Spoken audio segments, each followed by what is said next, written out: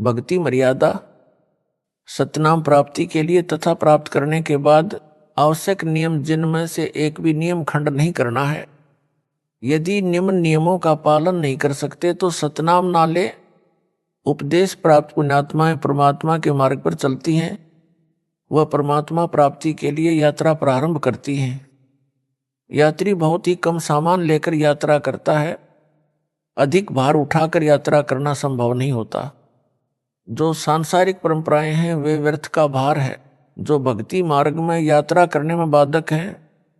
इसलिए इस भार से मुक्त होने के लिए निम्न नियमों का पालन करना अनिवार्य है। नियम नंबर 1, किसी के पैर नहीं छूने और ना ही दूसरे को छूने देना है। यदि अचानक या मना करने पर भी पैर छू लेता है तो उस स्थिति में नामखंड नहीं होता। आपने किसी को बद्दुआ या आशीर्वाद नहीं देना है, ना ही इच्छा करके किसी से आशीर्वाद लेना है। कोई आपके सिर पर आशीर्वाद के लिए हाथ रखे तो आपने मना करना है। फिर भी कोई हाथ रख देता है तो आपका उपदेश सुरक्षित है, परंतु आपने आशीर्वाद व बद्दुआ बिल्कुल नहीं देनी है, क्योंकि आशीर्वाद देने से आपकी भक्ति कमाई क्षीण हो जाती है। जैसे एक पहिए की ट्यूब से दूसरे पहिए की ट्यूब में हवा डालने से आपकी गाड़ी खड़ी हो जाएगी, आपको हानि हो जाएगी। एक उपदेशी बहन ने अपने अनुपदेशी भाई को स्वस्थ होने का आशीर्वाद दे दिया। भाई तो स्वस्थ हो गया, परंतु बहन इतनी अस्वस्थ हुई कि 1 महीना अस्पताल में रही। पुनः उपदेश लिया, अपनी गलती की क्षमा याचना करने पर ही वह स्वस्थ हो पाई। इसलिए सर्वस्य प्रार्थना है कि यह गलती ना करें।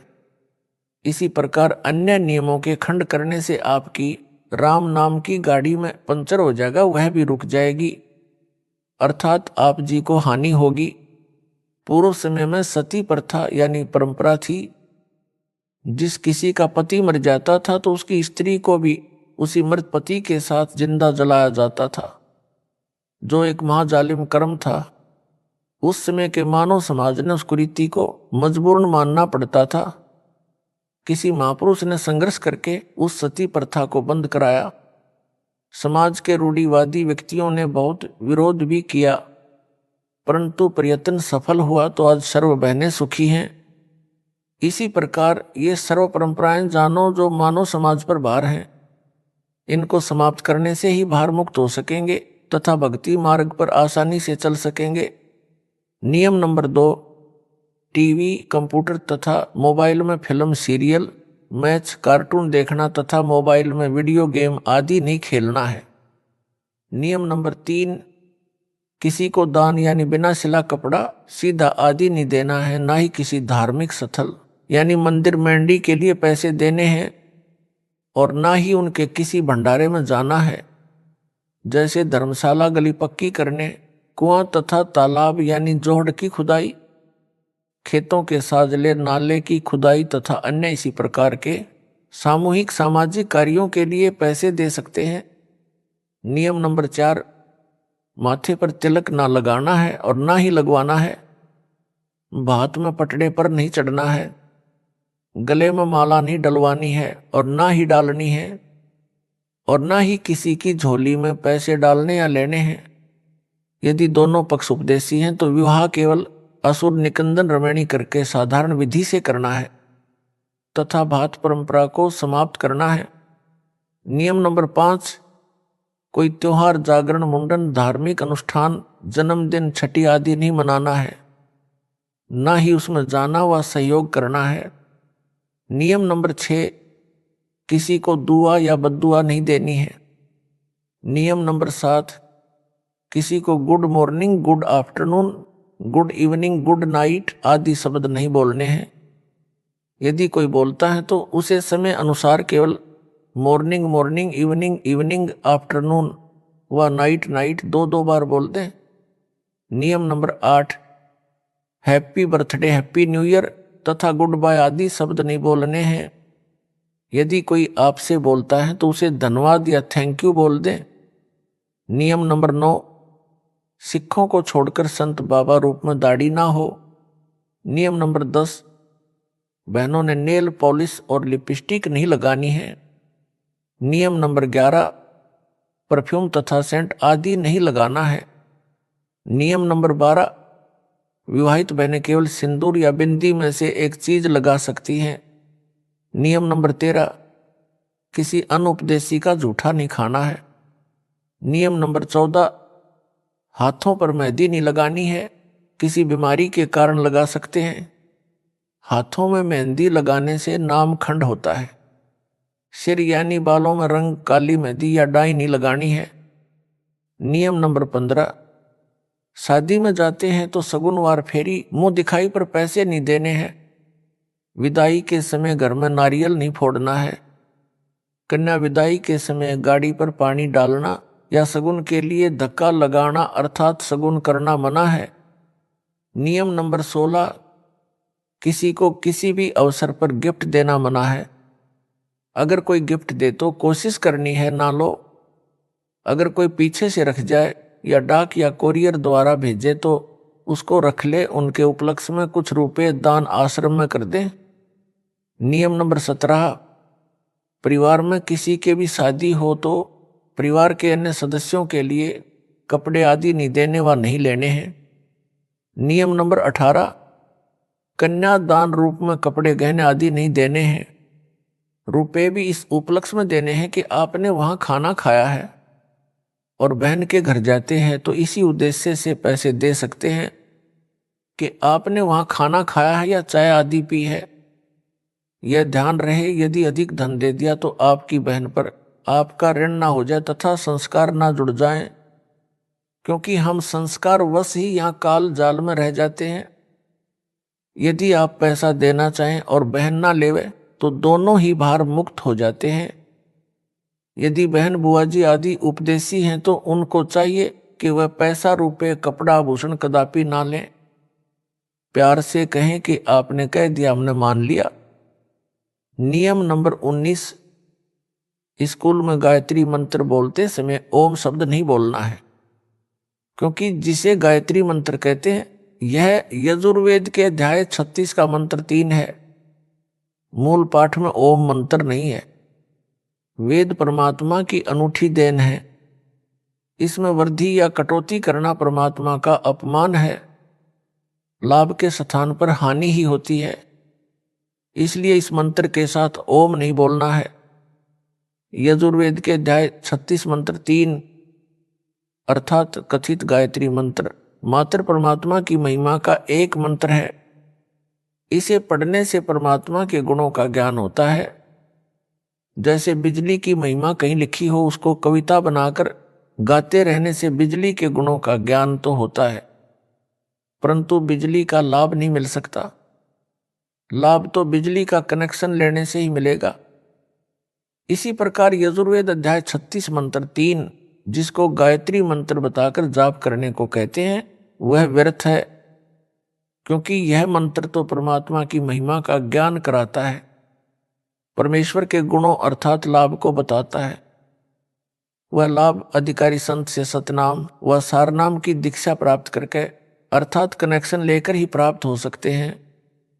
यजुर्वेद अध्याय 36 मंत्र 3 अर्थात गायत्री मंत्र की आवर्ती करने से नहीं, फिर भी कोई अज्ञानी व्यक्ति विद्यार्थियों को विवश करे तो ओम शब्द का उच्चारण ना करें, केवल गायत्री मंत्र का भूर्भुव स्वा से ही उच्चारण प्रारंभ करें।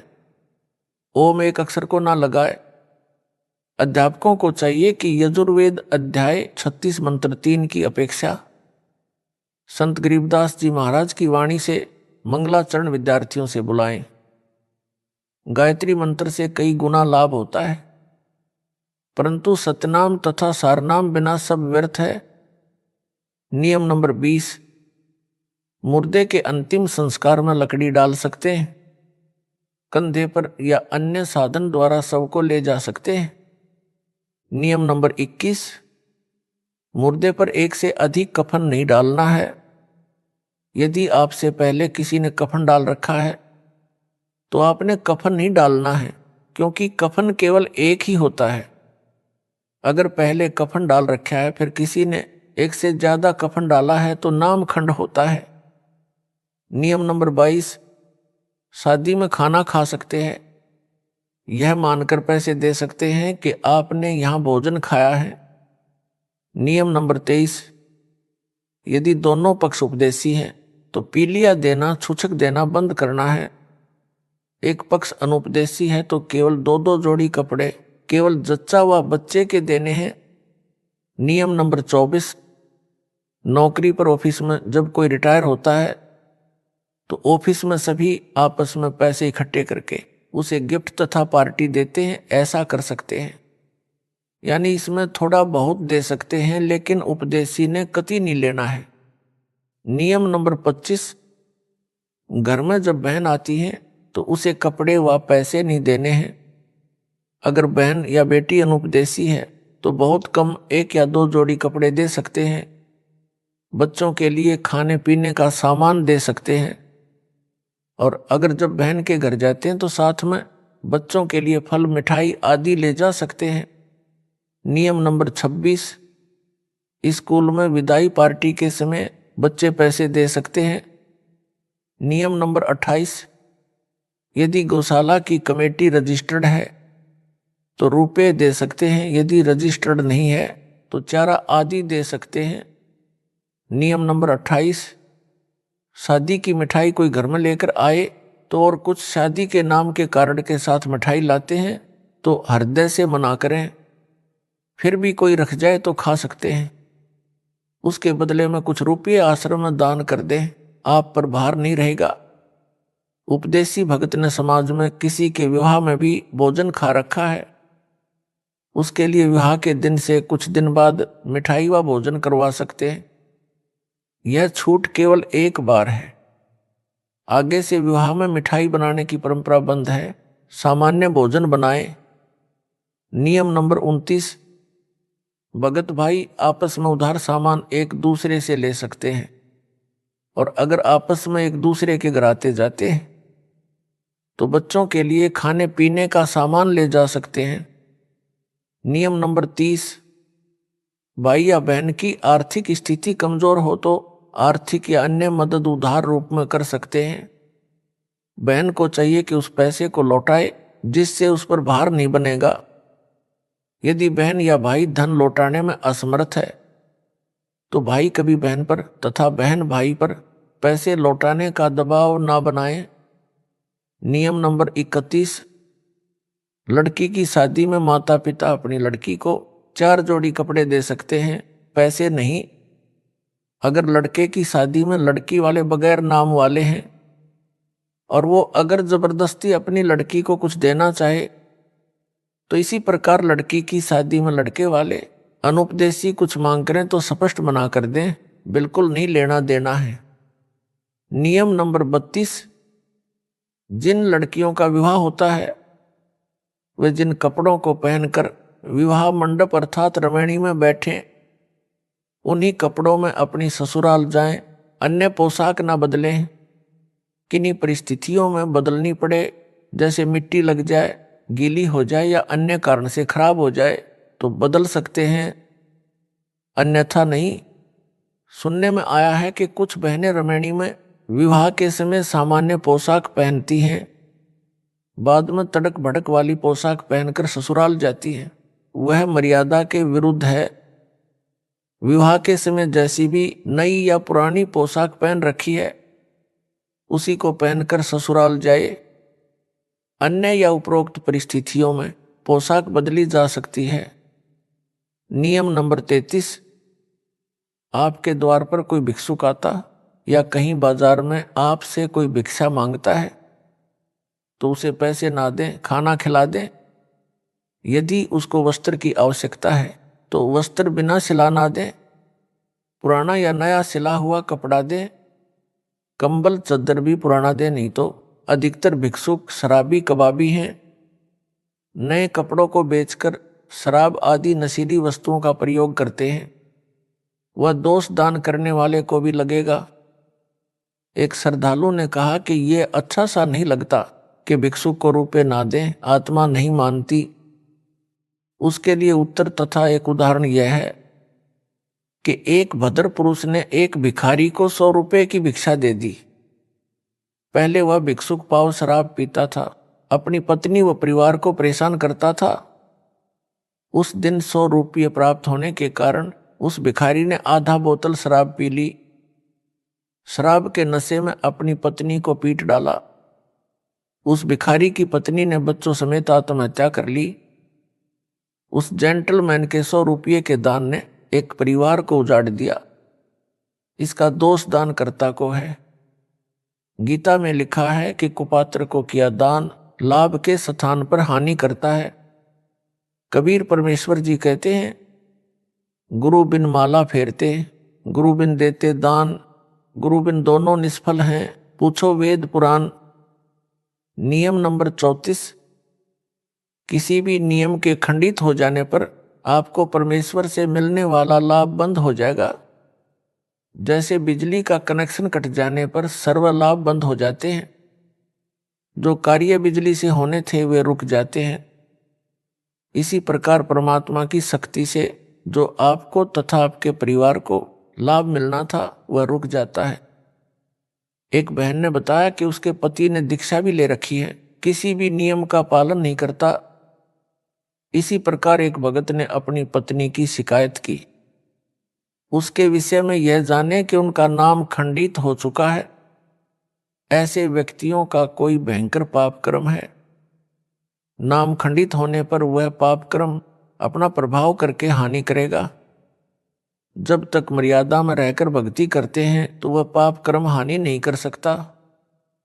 एक बहन ने ऐसे ही नाम खंडित कर रखा था। कुछ वर्षों के पश्चात उसकी जीभ में कैंसर का रोग हो गया। उस बहन से पूछा कि क्या अब आपको टीवी देखना, लिपस्टिक लगाना अच्छा लगता है? उसने रोते हुए कहा, नहीं नहीं। इसी प्रकार परिवार व शरीर में हानि से बचने के लिए तथा परमात्मा से लाभ प्राप्त करके मोक्ष प्राप्ति के लिए मर्यादा में रहें, अन्यथा पाप कर्म आपको क्षति कर देगा। इसलिए सर्व पुण्यात्माओं से पुनः निवेदन है कि सर्व नियमों का विधिवत पालन करके मानव जीवन को सफल बनाए तथा पूर्ण मोक्ष प्राप्त करके सदा सुखी बने, सतलोक में निवास करें। जो विद्यार्थी शिक्षा समय में मौज मस्ती करते हैं वे शिक्षा से वंचित रह जाते हैं, आजीवन कष्ट उठाते हैं। जो शिक्षा के समय में मौज मस्ती ना करके लगन से शिक्षा पूरी कर जाते हैं तो उनको विद्यालय में किए प्रयत्न का फल बाहर क्षेत्र में नौकरी द्वारा प्राप्त होता है। इसी प्रकार सर्व मानव परमात्मा प्राप्ति के विद्यालय में विद्यार्थी यानी भगत हैं। जो भगत मौज मस्ती करते हैं, भक्ति तथा नियमों का पालन ना करके अन्य प्राणियों के शरीरों में घोर कष्ट उठाएंगे। जो लगन के साथ मर्यादा में रहकर परमेश्वर कबीर जी की भक्ति साधना मुझ दास से प्राप्त करके आजीवन करते रहेंगे, उनको सतलोक में सर्व सुविधाएं प्राप्त होगी। वहां वृद्ध अवस्था नहीं है, मृत्यु भी नहीं होती। ऐसा ही जीवन है, नर नारी व परिवार है, वह कभी मृत्यु को प्राप्त नहीं होता। इसलिए सत्य भक्ति करके अपना जीवन सफल बनाएं। जिस सत्य भक्ति से आपको यहाँ भी सर्व आवश्यक सुख सुविधाएं प्राप्त होंगी तथा पूर्ण मोक्ष भी मिलेगा। विशेष छूट, समाज में स्थान बनाने के लिए विशेष छूट दी जाती है। संत रामपाल दास का निवेदन दिनांक 17 फरवरी 2018 से लागू। पहला, लड़की की बिना नाम वाले परिवार में शादी होती है और ससुराल वाले आन उपासना के लिए मजबूर करते हैं। जैसे उनके देवी देव धाम पर उनके साथ जाने के लिए, वहां पर धोख लगाने के लिए कहते हैं, तो उपदेशी बेटी उनके साथ सैर सपाटा जानकर चली जाए। जैसा वे कहें करती रहे, परंतु मंत्र अपना जाप करती रहे। यदि वहां कोई तिलक लगाता है तो लगवा ले, तुरंत उतार दे। यदि हाथ के नाला यानी धागा बांधता है तो बाद में तोड़ फेंके। दूसरा, यदि किसी त्योहार पर भोजन बनाने के लिए कहे तो बना दे, उसे खा भी ले, परंतु भोग वाला ना खाए। यदि भोग लगाकर सब भोजन में मिलाते हैं तो उसे ना खाए, अपना भोजन अलग निकाले या भिन्न बना ले। तीसरा, बात के समय यदि किसी उपदेशी को जाना पड़े, यदि मजबूरी है तो कोई बात नहीं है। चौथा, यदि कोई माला डालता है तो उसे हाथ में पकड़ ले। यदि डाल दी जाए तो तुरंत निकाल ले। 5वां, यदि किसी अधिकारी या राजपद प्राप्त भगत को कोई उद्घाटन रस्म करनी पड़े तो अनिच्छा से एक ड्रामा समझ कर करे। 6वां, यदि सरकारी कर्मचारी या अधिकारी का या प्राइवेट नौकर को या पुत्रावधुआ पत्नी को निषेध वस्तु लेने के लिए आदेश होता है तो बचे। यदि मजबूरी हो तो ला सकता है, जैसे शराब सिगरेट लाने, मांस बनाने, यानी फौज में या होटल में या कहीं नौकरों को व विवाहित बहनों को सास ससुर पति आदि आदेश दे तो मजबूरी मानकर दुखी मन से परमात्मा से क्षमा मांग कर करे। कुछ दिन में परमात्मा अड़चन समाप्त कर देता है। पहले उनको मना करे कि मैं यह पाप नहीं कर सकता, कर सकती, फिर भी जोर दे तो कहे कि इसका पाप आपको लगेगा, कहकर कर दे। 7वां, यदि सैनिक या सिपाही को गोली मारने का आदेश होता है तो मना ना करे, क्योंकि वह दोष आदेश करने वाले को लगता है, उसकी नौकरी यही है।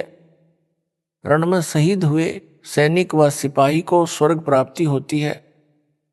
8वां, विशेष परिस्थिति में बालों में रंग कर सकते हैं, हर्बल वाला यानी आयुर्वेद वाला। 9वां, कई बेटियों बहनों को बिगड़ी परिस्थितियों में कार्यालय में लिपस्टिक लगाने के लिए मजबूर किया जाता है। उनके लिए छूट दी जाती है कि कार्यालय में जाने से पहले लगा ले तथा छुट्टी के बाद तुरंत उतार दे। कोशिश करे ना लगाए तो अच्छा, यह स्वास्थ्य के लिए भी हानिकारक है। प्रचार प्रसार समिति, सतलोक आश्रम, चंडीगढ़ रोड, बरवाला जिला, हिसार, हरियाणा, भारत। सत साहिब।